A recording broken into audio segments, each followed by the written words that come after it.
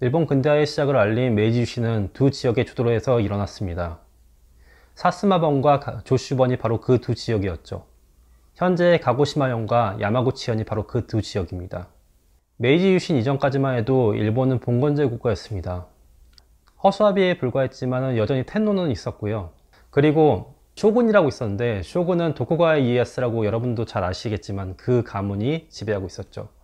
그 쇼군 밑에는 이제 다이묘들이라고 있는데, 다이묘들은 우리로 치면은 뭐 도지사에 해당되긴 하지만은 그들은 도지사라고는 볼 수 없을 정도로 막강한 자치권을 갖고 있었어요.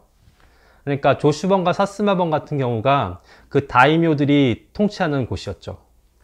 그런데 조슈번과 사스마번은 지리상으로 보시더라도 해외 진출에 되게 용이하던 지역이었습니다. 사스마번 같은 경우에는 가장 남단에 있으니까 아무래도 서양 세력과 되게 밀접하게 교류할 수 있었겠죠. 물론 쇼군이 다스리던 막부에서는 이 다이묘들이 해외 세력과 이렇게 교류하는 것들에 대해서 전면적으로 금지를 합니다. 하지만 사스마번 같은 경우에는 맨 밑에 남쪽에 있었기 때문에 몰래 이 해외 세력과, 그러니까 서양 세력과 교류를 할 수 있었죠. 그 교역을 통해서 사스마번은 굉장히 부강한 번이 됩니다. 그리고 야마구치현도 마찬가지인데, 야마구치현은 조선통신사가 일본으로 들어올 때 항상 거쳐가는 곳이었어요. 그렇기 때문에 이 지역들은 19세기 말이 되었을 때 막부와 동등한 재력과 권력을 가질 수 있었죠. 1854년 일본 앞바다에 미군 함대가 출몰합니다. 미국은 개국을 요구했고 막부는 겁에 질려 그대로 미일 수고조약을 맺어버리죠. 당연히 전국 각지의 사무라이들은 분개합니다. 존왕양이, 존황, 텐노를 지키고 양이 서양 세력을 무찌르자는 이 기본 정신 아래서 조슈번을 중심으로 해서 사무라이들은 뭉칩니다. 조슈번은 조선과 청나라와 교역을 했기 때문에 서양의 무서움에 대해서 잘 몰랐어요. 하지만 사스마번 같은 경우는 서양과 교류를 했기 때문에 되게 두려워했죠. 그리고 이 상태에서 막부는 서양으로부터 교역을 하면서 막대한 부를 얻고 있었습니다. 당연히 사스마번과 막부가 힘을 합쳐서 조슈번을 무찌르게 되죠. 조슈번은 서양 세력과 전투에서 처절하게 발립니다. 조슈번은 이후에 서양 세력과의 격차를 여실히 깨닫고, 우리가 서양 세력을 이기려면 진정으로 양의를 하기 위해서는 서양 세력을 갖다가 넘어서야겠구나라는 생각을 가집니다. 그리고 그것이 바로 일본 근대화의 시작이었습니다. 조슈번은 놀랍게도 앙숙이었던 사스마번과 손을 잡고 막부를 무너뜨리고 메이지 유신을 주도합니다. 놀랍게도 두 지역의 융합으로 인해서 일본은 근대화됐고요. 서구화되기 시작합니다. 조슈번과 사스마번은 메이지 유신 이후에 일본 내각의 중요 요직들을 맡으면서 승승장구했습니다. 메이지 유신 이후에 주요 요직들을 맡았던 조슈번 출신은 다음과 같습니다. 일단 이토 히로부미, 우리가 잘 알고 있죠. 그리고 한일합방 당시에 총리였고 가스라 테프트 미라구로 유명한 가스라 타로, 명성황후를 시해했던 을미사변의 대표적인 주범 미우라 고로, 그리고 명성황후 민자영 시의 배우로 알려져 있는 당시 외무대신 이노우에 가오루, 그리고 이토 히로부미에 이은 조선 2대 통감 소네 아라스케, 그리고 한일합방의 주역이고 조선 초대 총독이었던 데라우치 마사타케, 마지막으로 2대 조선 총독이었던 하세가와 요시미치 등 조슈번은 조선을 정벌하여 일본 제국의 식민지로 삼으려는데 앞장서던 지역이었습니다. 정한론, 한반도를 정벌하고자 하는 주장의 중심에 있던 세력이 바로 조슈번이었습니다. 1894년 7월 8,000명의 일본 군대가 경복궁에 침입하여 고종을 겁박합니다. 그리고 조선의 관료들을 모두 친일 인사를 바꾸게 하죠. 이때 군대를 이끌던 사람이 오오시마 요시마사였습니다. 이 사람은 조슈번 출신이었고 현재 아베 신조 일본 총리의 고조부입니다. 조슈번, 지금의 야마구치현 출신의 사람들은 경술국치 이후 제2차 세계대전에 이르기까지 일본 제국 중심에 있었습니다. 그 대표적인 인물이 기신 오부스케라는 인물입니다. 기신 오부스케는 제2차 세계대전 당시 도조 히데키 내각에서 상공대신 및 군수성 차관을 지냈습니다. 군수성 차관을 지냈다는 말은 책임의 결정권자였으며 강제징용 및 강제징집의 결정권자였던 뜻이죠. 당연히 제2차 세계대전이 끝난 이후 미군에 의해서 A급 전범 용의자로 체포됩니다.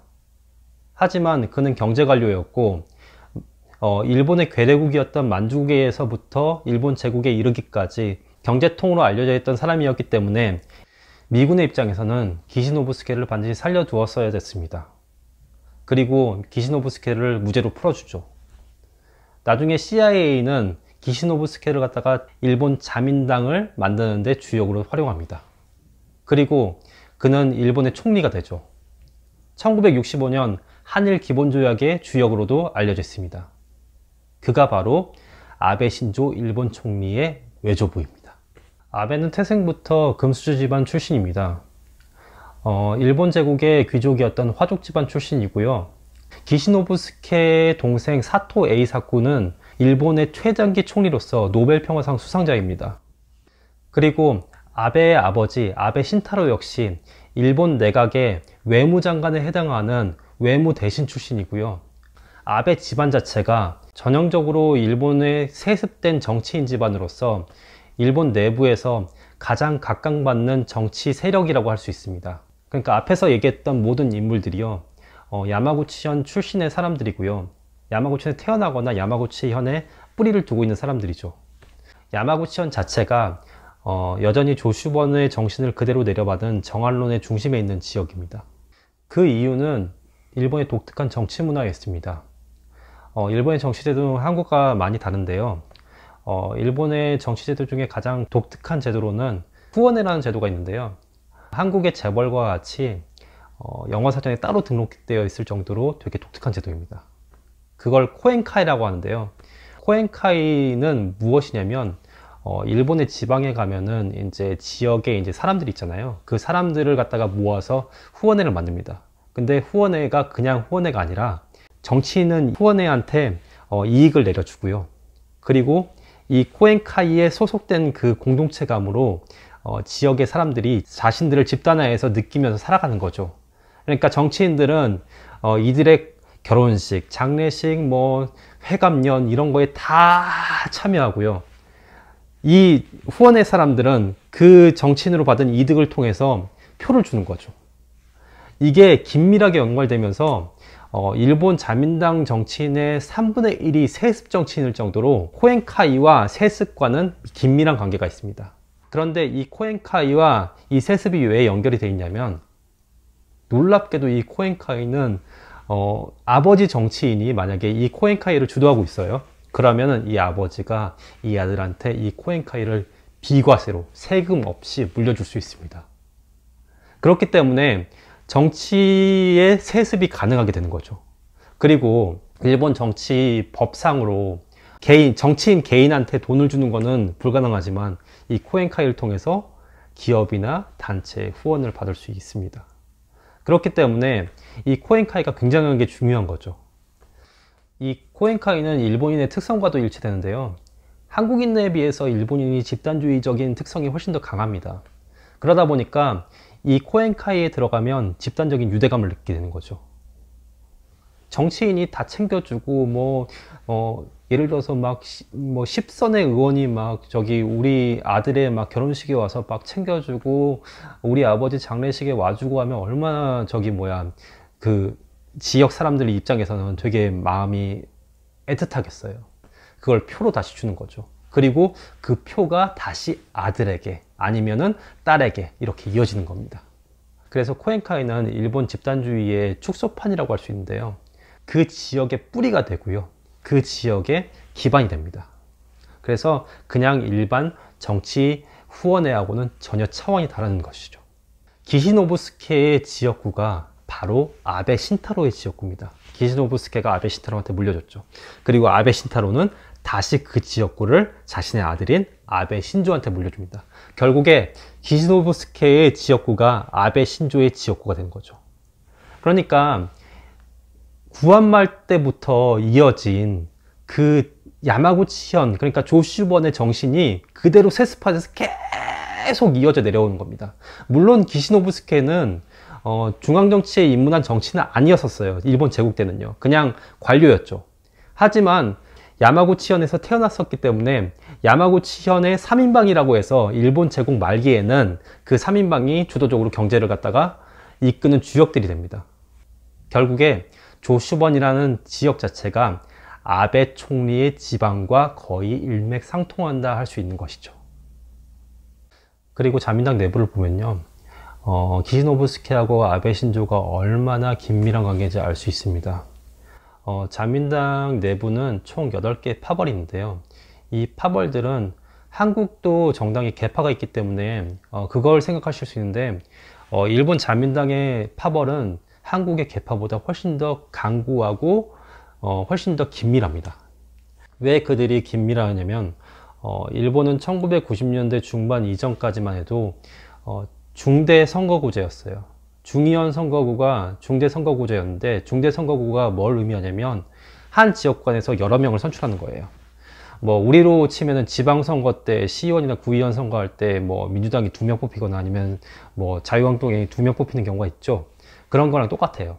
그러다 보니까 자연스럽게 자민당 내부에서 여러 명의 후보가 뽑힐 수밖에 없는 상황이었어요. 왜냐하면 자민당은 그 당시에 일본에서 가장 인기 있는 정당이었고 55년 체제라고 불릴 정도로, 그러니까 1955년부터 1990년대까지 그냥 자민당이 일당 독재인 거예요. 그냥 일당 독재라고 보면 그렇지만은 일당 체제였어요.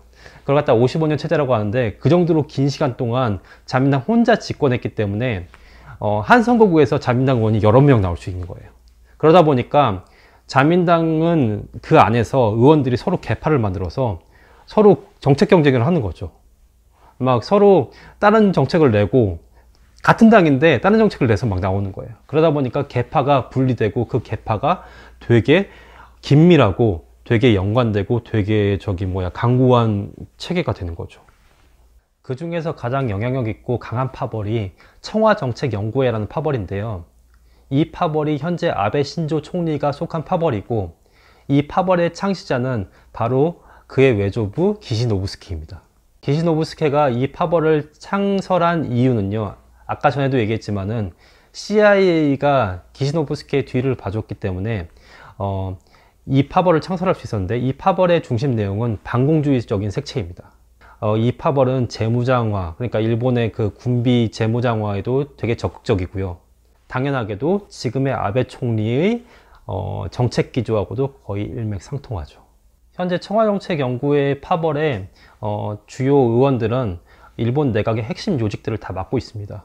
그리고 우리가 일본 정치를 보다 보면은 아베 총리하고 아소다로 그 장관 있잖아요. 내각 대신 아소다로하고 가끔씩 다른 말을 할 때가 있는데, 둘의 파벌이 다르거든요. 그러다 보니까 서로 경쟁하는 거예요. 여기는 총리 밑에 대신이 있는 게 아니라 대신과 총리가 서로 경쟁 관계가 될 수 있습니다. 실제로 아소다로 총리는 아베 총리 이전에 총리를 했었어요. 그렇기 때문에 서로 이게 부딪히는 거죠. 그리고 아소다로 총리도 이게 세습된 권력이에요. 그러다 보니까 일본 정치 자체가 거의 다 세습화돼서 운영되는 정치고, 그 중심에는 놀랍게도 야마구치현과 조슈번, 우리가 계속 얘기했던 그것이 그대로 남아 있습니다. 그러니까 정한론의 중심이었던 조슈번과 야마구치현, 그리고 아베 신조 총리 가문이 연결되어 있는 것이죠. 현재 아베 정권은 조슈번이라는 기초 위에 기시노부스케라는 대들보를 세우고 그 위에 지어진 집과 같습니다. 여전히 한반도를 식민지라고 생각하고 일본을 재무장화하여서 동아시아의 패권국가가 되려는 속셈이 있는 것이죠. 아베 정권의 지금 한반도 무역 제재는 경제적 실익보다도 정치적인 역사적인 배경이 깔려 있다고 봅니다. 오늘은 일본 내각이 왜 이렇게 무리한 행동을 하고 있는지에 대해서 한번 그 역사적인 배경과 정치적인 배경에 대해서 알아봤고요. 저는 이 당나귀 삼촌을 책임지고 있는 OPD입니다. 긴 시간 시청해 주셔서 감사드리고요. 좋아요, 그리고 구독, 그리고 댓글, 그리고 알림 설정 꼭 해주시고요. 더 좋은 내용으로 다음 시간에 뵙겠습니다. 감사합니다.